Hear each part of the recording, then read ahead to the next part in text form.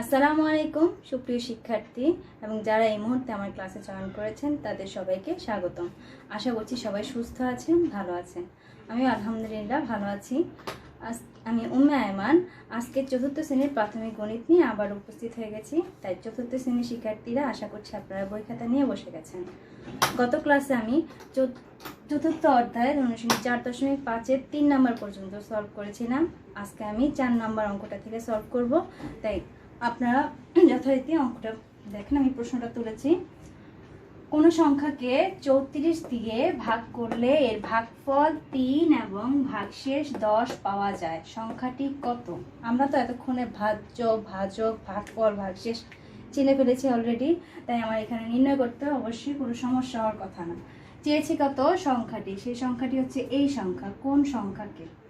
তার মানে হচ্ছে এটা হচ্ছে ভাজ্য, কারণ এই সংখ্যাকে আমার ভাগ করতে হবে। কত দিয়ে ভাগ করতে হবে? 34। তার মানে এটা হচ্ছে ভাজক। ভাগ করলে এর ভাগফল দেওয়া আছে 3 এবং ভাগশেষ দেওয়া আছে 10। চেয়েছে এই সংখ্যাটি, তার মানে আমার ভাজ্যটা চেয়েছে।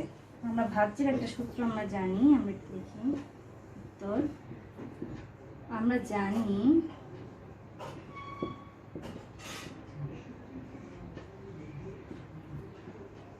ভাজ্য সমান সমান ভাজক গুণ ভাগফল যোগ ভাগশেষ।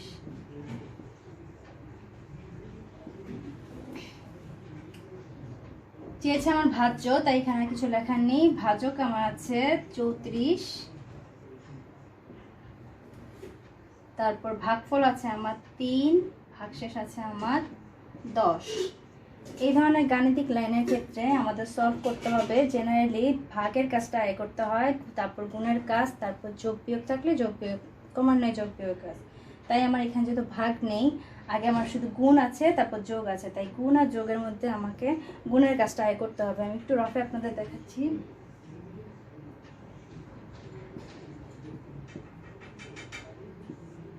34,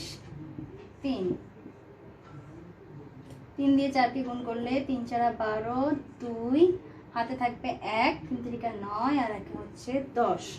তার মানে এটা গুণ করে আমি পেলাম 102। এখানে এই যে 10, এটা যোগ আবার দেখাবো। এবার আমি এখানে যোগ করে দেখি। 2 এর সঙ্গে যোগ করলে 2, 1 এর সঙ্গে যোগ করলে 1 আর 1। তার মানে আমার ভাজ্য আমি পেলাম 112। সুতরাং ভাজ্য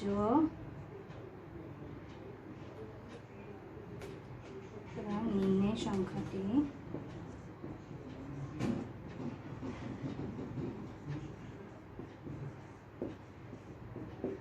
112।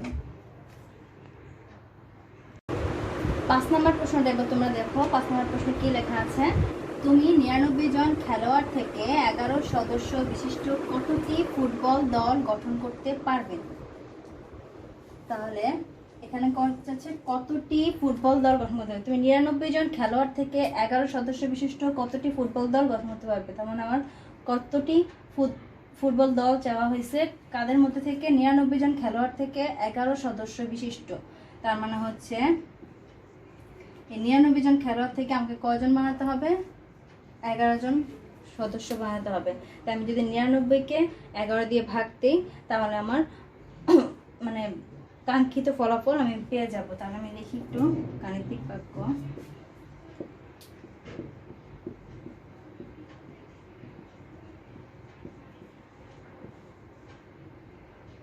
মানে 11 জন করে আমি প্রত্যেক দলে ভাগ করে দিব। কয় ভাগে ভাগ হবে 99 জন, সেটা হচ্ছে দেখার বিষয়। 99 ভাগ 11, এটা মানে হচ্ছে ওয়াট, খালি ঘরটা। তার মানে হচ্ছে এটা আমাকে ফলাফল বের করতে হবে কতজন করে। এবার আমি ভাগটা করে দেখাই। এখানে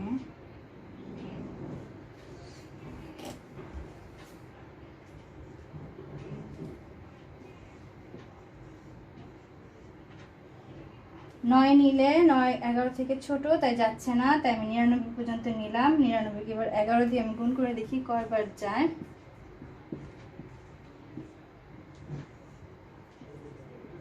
11 কে 3 দিয়ে দেখি, 3 একে 3, 3 একে 3, অনেক বেশি ছোট হয়ে যায়, আমি আরো বড় করে নিলাম। 6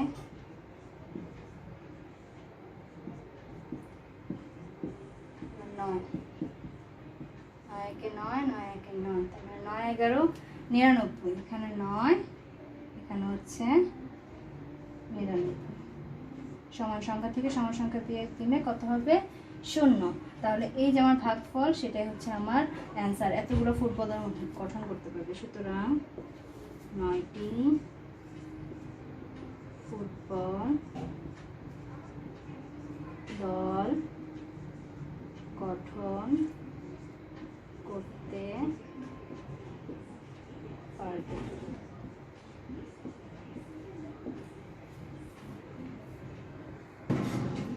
5 নাম্বার তোলা হয়ে গেলে এবার 6 নাম্বারটা দেখো। আমি 6 নাম্বার প্রশ্নটা পড়ছি।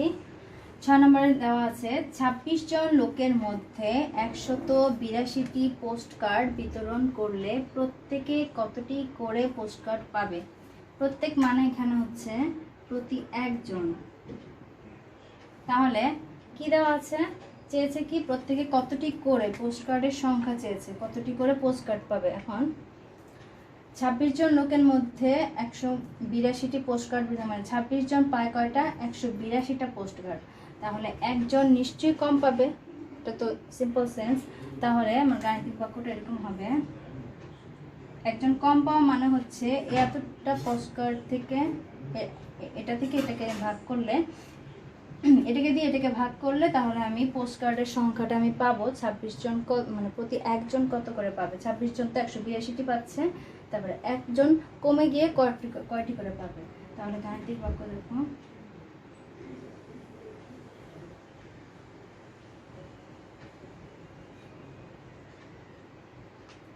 একশত 82 ভাগ 26,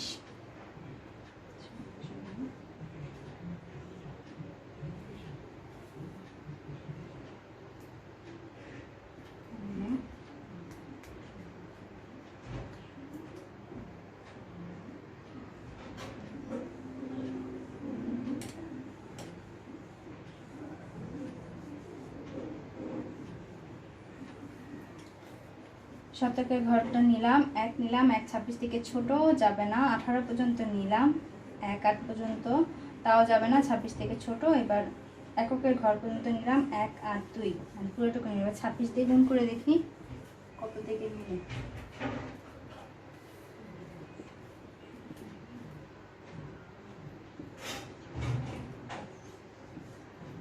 26 কে 3 দিয়ে গুণ করে দেখি, 3 6 18, 8 হাতে 1, 3 দুগুণে 6, 1 হচ্ছে 7।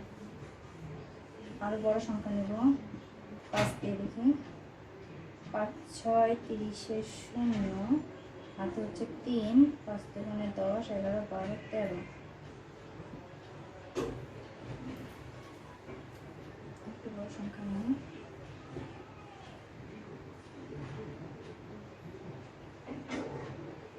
7 দিয়ে দেখি, 6 7 42, 2 হাতে থাকবে 4, 7 দুগুণে 14, 15 16 17 18, 182, তার মানে 7 গিয়ে মিলে গেল। তাহলে এখানে 7, এখানে হবে 182 সমান সমান সংখ্যা মিলে গেছে। তার মানে প্রত্যেকে প্রতি একজনের 7টি করে পোস্ট কার্ড দিতে। সুতরাং প্রত্যেকে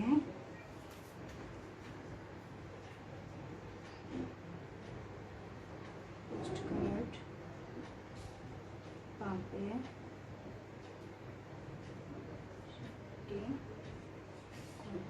তুমি এটিকে বিকল্প কোনো কথা যদি সাজাতে চাও তাহলে সেভাবেও তুমি করতে পারো,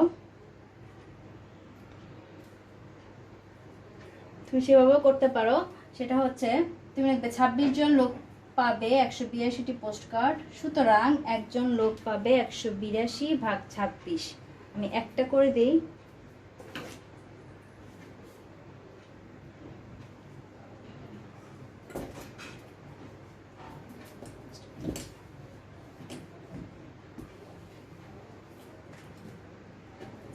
26 জন লোক পাবে 182টি পোস্ট কার্ড।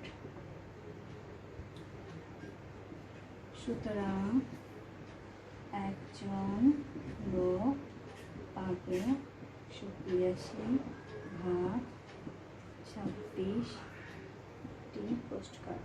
সমান যেহেতু ভাগ করে আমরা পেয়ে গেছি ফলাফল, জানি 60টি পোস্ট কার্ড।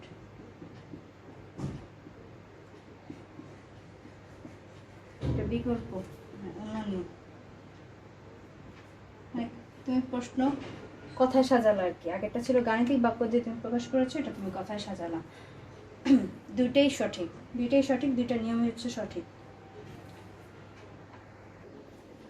6 নম্বর অঙ্কটা নিশ্চয়ই তোলা হয়ে গেছে। এবার আমি 7 নম্বর প্রশ্নটা তুলেছি। 7 নম্বর প্রশ্নটা আমরা একটু পড়ি।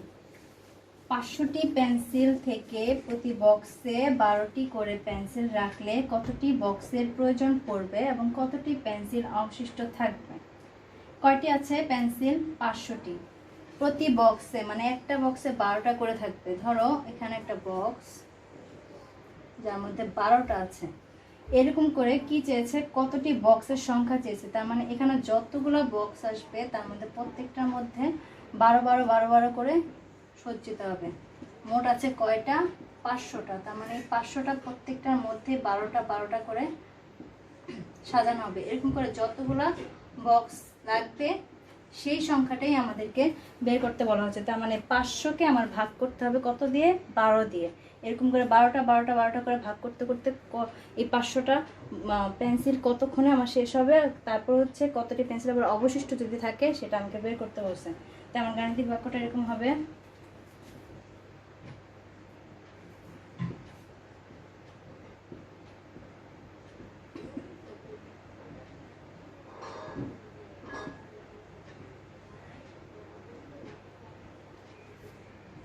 পাঁচশোকে আমার 500টা পেন্সিলকে আমার একটি 12 দিয়ে আমার ভাগ করলে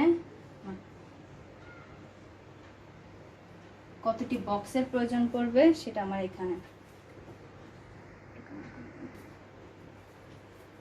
500কে 12 দিয়ে ভাগ করলাম, এখানে আমার বের হবে কতটি বক্সের প্রয়োজন পড়বে সেটা আমার এই খালি বক্স তার জন্য। আচ্ছা এবার আমি ভাগ করে দেখাই।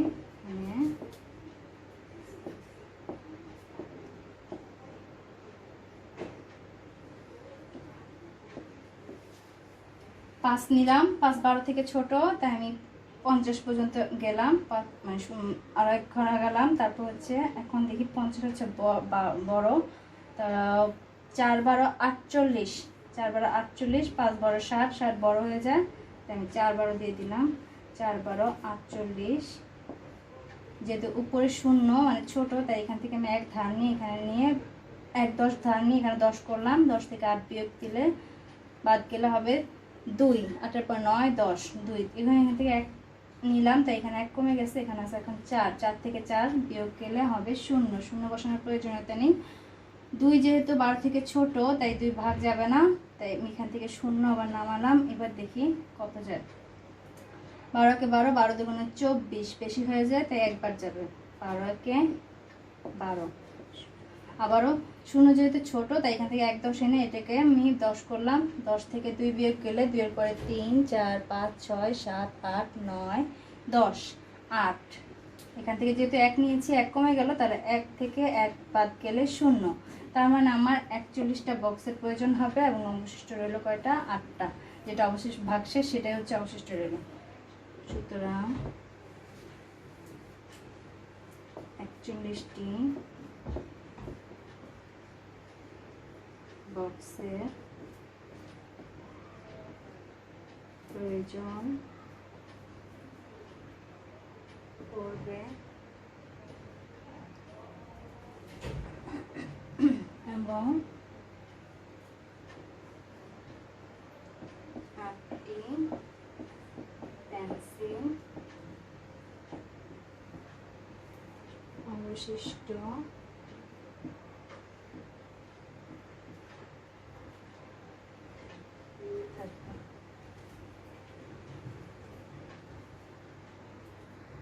অ্যাকশন।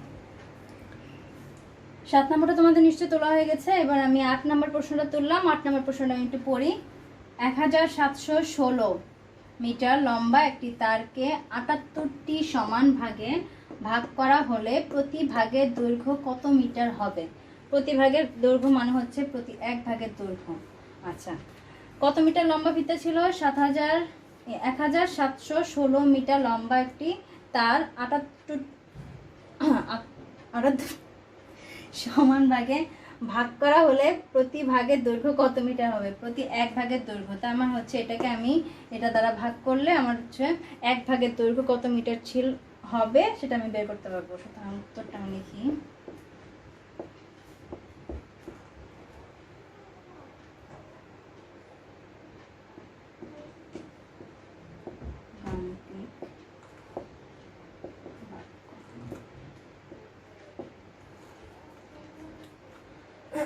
তারটা লম্বা আছে এত মিটার, আমার প্রতি ভাগের দৈর্ঘ্য জানা দরকার। তার মানে হচ্ছে এত ভাগ যদি হয় এত মিটারে, তাহলে এক ভাগ হবে কত মিটারে? কমে যাবে, এক ভাগ হবে কম মিটারে। তা আমার ওভাবে ভাগ হবে 1716 ভাগ 78, 708 সমান হচ্ছে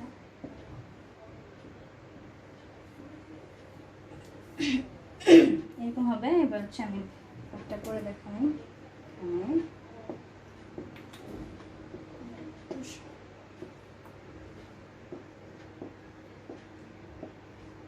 ওকে, 1 নিলে ছোট হয়ে যাচ্ছে, 7 পর্যন্ত নিলেও ছোট হয়ে যাচ্ছে। এবার 171 পর্যন্ত আমি নিলাম, গুণ করে দেখি কি অবস্থা।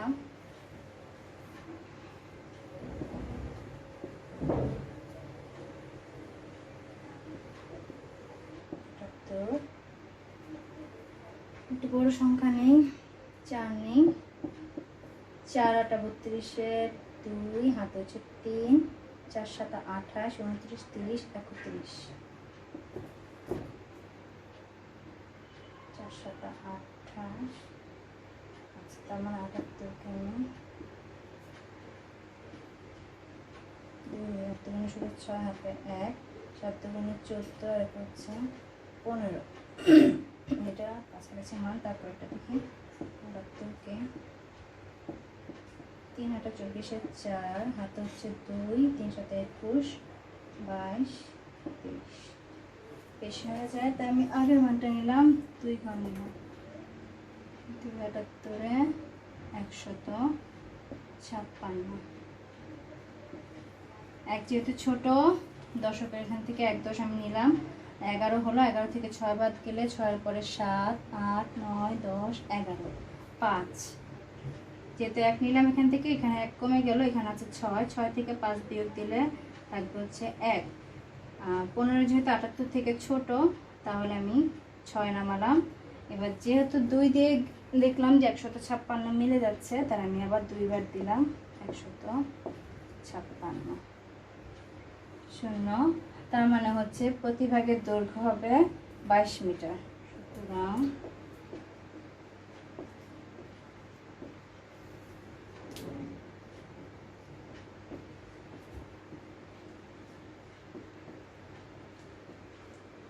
যদি তুমি কথায় সাজাতে চাও তাহলে হবে 78 ভাগে থাকে এত মিটার, তাহলে সুতরাং 1 ভাগে থাকবে এত, ভাগ হচ্ছে 78 মিটার, তারপর সমান সমান দিলে 22 মিটার।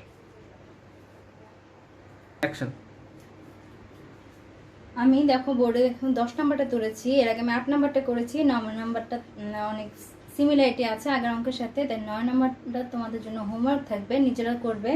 এবার আমি 10 নাম্বারটা তুললাম। 10 নাম্বার প্রশ্নটা আমি পড়ি। তোমার কাছে 2784টি পুঁতি আছে। একটি মালা তৈরি করতে 98টি পুঁতি লাগে। সবগুলো পুঁতি ব্যবহার করে তুমি এরূপ কতটি মালা তৈরি করতে পারবে? মালার সংখ্যা চাওয়া হয়েছে।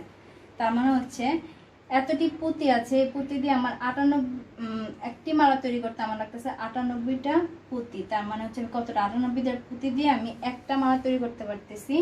তাহলে প্রতিটা এরকম 98টা করে আমার কয়টা মালা হবে, তার মানে হচ্ছে এতগুলোকে আমি ভাগ করবো প্রত্যেকে 98 দিয়ে। 98 সংখ্যাটা দিয়ে প্রত্যেকটা, এই সংখ্যাটার প্রত্যেকটা থেকে 98 করে কমবে। তার মানে যে ভাগ যে কমা, তার জন্য হচ্ছে এটা দিয়ে এটাকে এটা দিয়ে ভাগ করতে হবে। 2784কে 98 দিয়ে আমার ভাগ করলে আমার কতটি মালা তৈরি হবে সেই সংখ্যাটা আমি পেয়ে যাব। তাই আমি গাণিতিক বাক্যটা লিখে ফেলছি, 2784 ভাগ হচ্ছে 98, অ্যান্সারটা হচ্ছে এখানে। মানে হচ্ছে কয়টি মালা আমি তৈরি করতে পারবো সেই সংখ্যাটা। 98কে এটা দিয়ে করলে, এখন আমি দেখি 98 কয়বার যায়। একবার দিলে তো 98, 2 পর্যন্ত যাচ্ছে না, 7 পর্যন্ত যাচ্ছে না, 8 পর্যন্ত আমি নিলাম। এবার দেখি 98কে 2 দিয়ে গুণ করি। 8 দুগুণে 16, 6 হাতে হচ্ছে 1, 9 দুগুণ 18 আর 1 19। আচ্ছা আরেকবার দিই, 98, 3বার দিই, 3 হাতে 24, 4 হাতে হচ্ছে 2, 3 9 27, 28, 29। বড় হয়ে যাচ্ছে, তার মানে 2বার যাবে। 2বার কি হবে 196। 8 থেকে 6 বিয়োগ দিলে 6 পরে 7, 8, 2।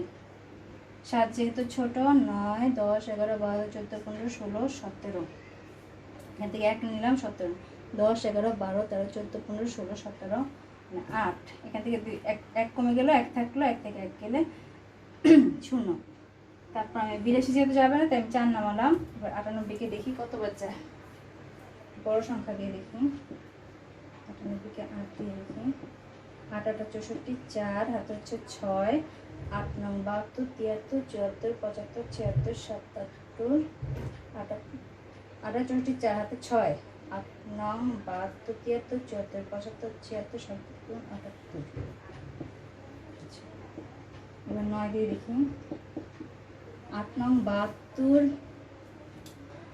72 2 হাতে থাকবে 7, 9 9 81 82 83 84 85 86 87 88 বেড়ে যাচ্ছে। তাহলে আমার 8 বার যাবে, 8 বার গেলে হবে 784। 4 থেকে 4 বিয়োগ দিলে 0, 2 যেহেতু ছোট, এখান থেকে 1 10 নিয়ে 12 করলাম। 8-এর পরে 9 10 11 12 4, যেহেতু 1 কমে গেল, এখানে থাকলো 7, 7 থেকে 7 বিয়োগ দিলে হচ্ছে 40। তার মানে এই সবগুলো মালা যদি আমি যদি আমি ব্যবহার করি, তাহলে আমার এতটি মালা তৈরি হচ্ছে, 28টি। সুতরাং 28টি মালা তৈরি করতে পারবে। তার মানে 40 অবশিষ্ট আমার হিসাব করা লাগবে না। এখানে আমার যে ভাগফল, তার মানে এই 28টা মালা আমি সম্পূর্ণভাবে এই প্রত্যেকটা পুঁতি ব্যবহার করে আমি তৈরি করতে পারবো। তো আজকে আমাদের আলোচনা এই পর্যন্তই। সবাই সুস্থ থাকো, ভালো থেকো, আল্লাহ হাফেজ।